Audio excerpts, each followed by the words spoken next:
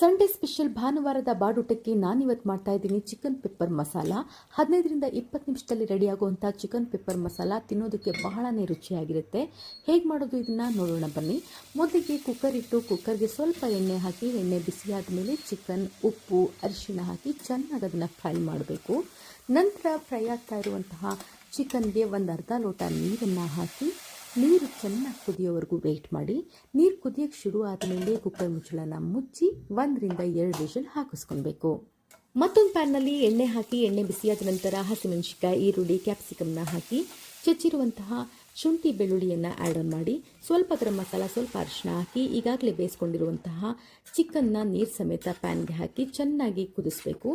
ಕುದಿ ಬಂದ ನಂತರ ಈ ಡಿಶ್ನ ಮೇನ್ ಇಂಗ್ರೀಡಿಯೆಂಟ್ಸ್ ಪೆಪ್ಪರ್ ಪೌಡರ್ನ ಸೇರಿಸೋ ಸಮಯ 2ರಿಂದ 3 ಸ್ಪೂನ್ ಪೆಪ್ಪರ್ ಪೌಡರ್ನ ಸೇರಿಸಿ 3ರಿಂದ 4 ನಿಮಿಷ ಲೋ ಫ್ಲೇಮ್ನಲ್ಲಿ ಕುಕ್ ಮಾಡಿದ್ರೆ ರೆಡಿಯಾಗುತ್ತೆ ಸೂಪರ್ ಸ್ಪೈಸಿ ಜ್ಯೂಸಿಯಾಗಿರುವಂತಹ ಚಿಕನ್ ಪೆಪ್ಪರ್ ಮಸಾಲ.